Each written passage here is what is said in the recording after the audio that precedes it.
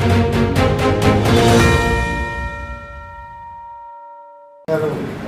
જે પ્રકારે આ સમગ્ર વિડીયો સામે આવ્યો અને હાલ આરોપીની અટકાયત કરવામાં આવી છે, શું છે સમગ્ર મામલો? હવે આજરોજ એક વિડીયો વાયરલ થયો છે. આ વિડીયોમાં એક ઇકો ગાડી એક સોસાયટીના અંદરના રોડ ઉપર જતી દેખાય છે અને ઇકો ગાડીના પાછલા દરવાજામાંથી બે દીકરીઓ, નાની દીકરીઓ એ સ્કૂલ ડ્રેસમાં બેગ સાથે એ નીચે પડી જતી દેખાય છે. તો આ વાયરલ વિડીયોની તપાસ કરતાં આ વિડીયો જે છે એ મકરપુરા પોલીસ સ્ટેશનના તરસાલી રોડ ઉપર આવેલ તુલસીસામ સોસાયટીનો હોવાનું જાણવા મળેલ છે.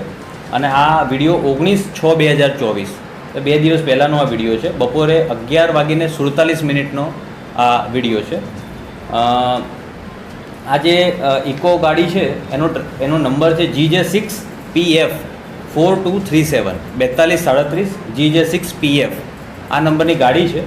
અને એ ગાડીનો જે ચાલક છે એ છે પ્રતિક મહેશભાઈ રાયસિંગભાઈ પડિયાર, 23 વર્ષની એની ઉંમર છે અને તરસાલી બુડાના મકાનમાં રહે છે. એ વ્યક્તિ આ રીતે સ્કૂલ વાન ચલાવે છે. એની પાસે લર્નિંગ લાઇસન્સ છે, એની પાસે પાકું લાઇસન્સ છે નહીં.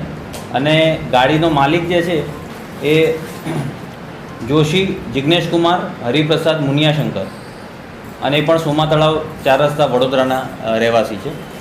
તો આમના વિરુદ્ધ હાલ ફરિયાદ ડ્રાફ્ટ કરવાનું ચાલુ છે. IPC કલમ 279 અને 336 અને MV એક્ટની સંબંધિત કલમો જે છે એના મુજબ ગુનો નોંધવાની કાર્યવાહી ચાલુ છે અને આરોપી હાલ રાઉન્ડ અપ કરેલ છે. સર, જે માલિક છે તેમના વિરુદ્ધ કોઈ કાર્યવાહી કરો? એ હાલ તપાસ ચાલુ છે. હાલ આપણને આજે પ્રાથમિક વિગતો મળી છે.